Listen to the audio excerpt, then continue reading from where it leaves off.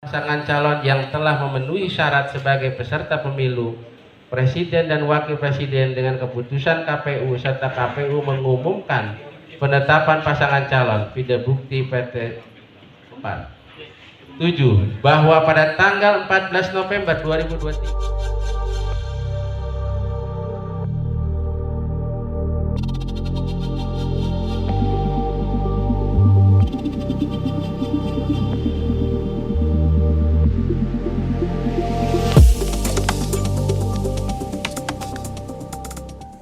Oke, jadi hasil sidang kali ini sudah mendapatkan hasil yang sangat baik ya. Jadi, tapi ini sidang saat ini masih ditunda sekitar setengah jam lagi lah kita masuk lagi. Tapi apa yang disampaikan oleh Majelis Hakim tadi juga sudah melingkupi apa yang sebelumnya kita sampaikan, yaitu berkaitan dengan hal-hal yang memang ini kenapa KPU menerima pendaftaran misalnya begitu. Terus ada surat edaran itu, nah itu dasar hukumnya apa? Nah itu kan seperti yang kita sampaikan sebelum-sebelumnya. Jadi Majelis Hakim menangkaplah apa yang menjadi laporan kita. Gitu. Ya, minggu depan kita akan hadirkan saksi ahli untuk menguatkan laporan dari apa yang kita sampaikan ini. Hari ini belum, masih saksi fakta. Ya. Oke. Hari ini saya mewakili klien kami, yaitu kami dari kuasa hukum berkaitan dengan laporan kami di DKPP tentang pelanggaran etik yang dilakukan oleh pihak KPU, ya, komisioner KPU dalam hal ini. Kemudian hari ini kita sudah dilakukan proses sidang yang kedua, yaitu dari sidang kemarin yang pertama. Nah, pada intinya adalah apa yang kami laporkan itu berkaitan dengan tindakan KPU yang tidak sesuai dengan prinsip berkepastian hukum. Jadi melanggar etika berkepastian hukum, yaitu ada di peraturan DKPP nomor 2 tahun 2017, itu ada di situ yang disebutkan. Nah, apa itu? Jadi KPU secara menyalahi wewenang menindaklanjuti putusan MK. Padahal ini kalau kita misalkan meruntut ya, oke, catatannya di sini. Putusan MK itu sekalipun bermasalah, saya tidak dalam rangka mempermasalahkan putusan MK-nya. Ya.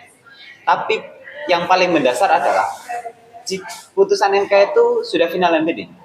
Lalu apa tidak lanjut secara hukum yang bisa dikerjakan terkait adanya putusan MK itu?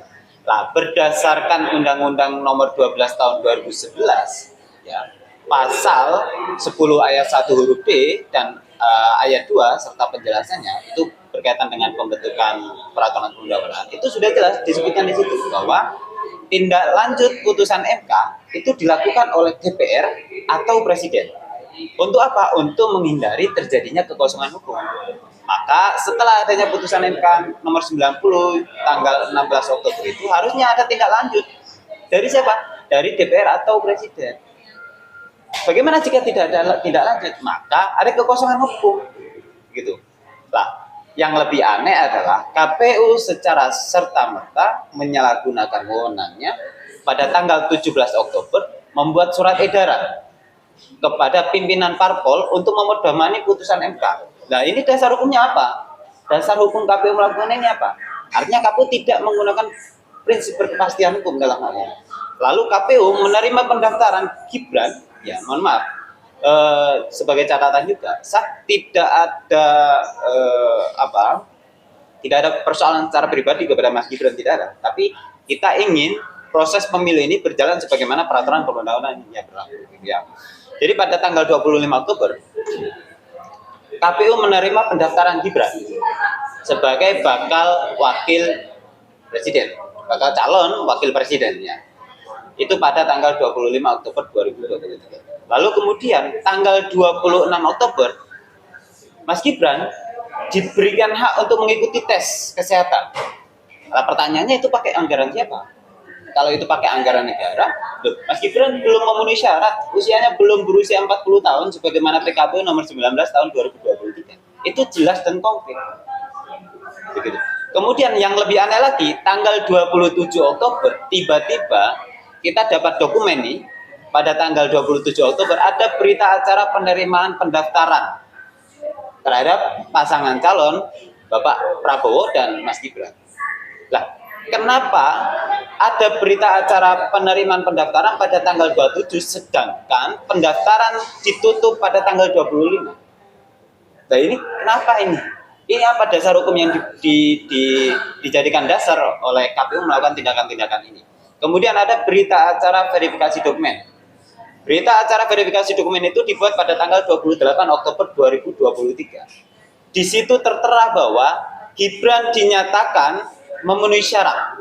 Memenuhi syarat artinya dia dianggap berusia, memenuhi syarat usia paling rendah 40 tahun. Padahal usianya belum 40 tahun. Dan juga ada klausul yang di putusan MK yang belum ada perubahan sebagaimana Undang-Undang Nomor 12 tahun 2011 itu dimasukkan di dalam kolom verifikasi yang dilakukan oleh KPU. Nah, inilah yang dimaksud dugaan penyelundupan hukum itu di situ.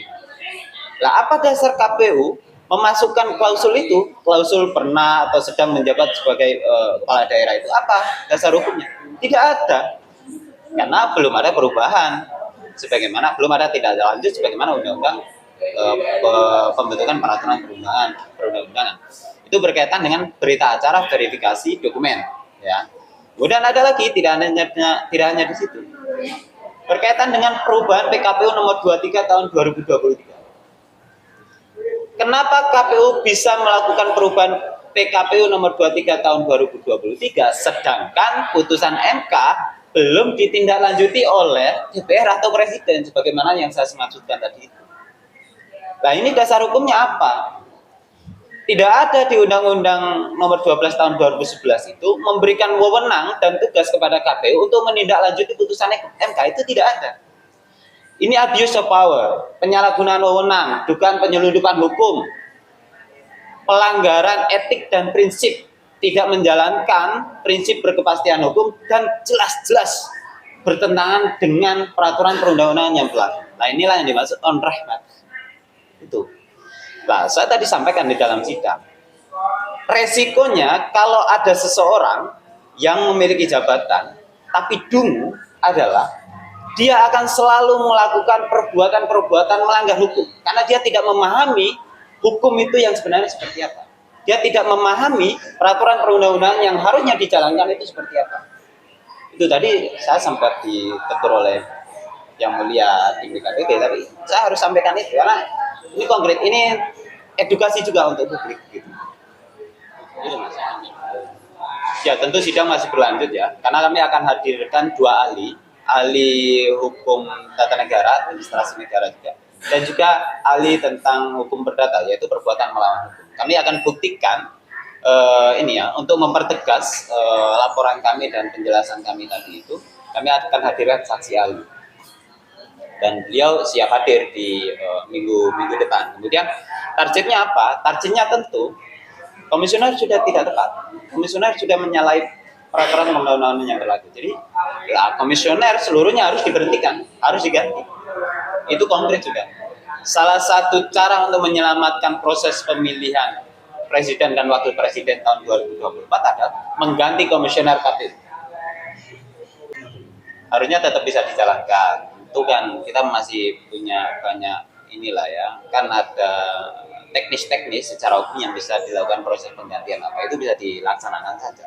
Ketimbang kita meneruskan proses pemilu dengan orang-orang yang sebenarnya tidak memahami hukum dan malah lebih sering melakukan pelanggaran hukum, pelanggaran etik, prinsip dan lain-lain. Itu lebih berbahaya. Begitu. Jadi konkretnya gimana? Konkretnya ya semua masyarakat Indonesia menjadi korban atas tindakan perbuatan melawan hukum, tindakan pelanggaran etik, tindakan dugaan penyelundupan hukum, tindakan abuse of power, penyalahgunaan wewenang yang dilakukan oleh komisioner KPU. Sehingga kemudian targetnya adalah komisioner KPU harus diganti, harus diberhentikan berdasarkan hal-hal yang saya sampaikan tadi. Dan pemilu harus tetap berjalan. Begitu.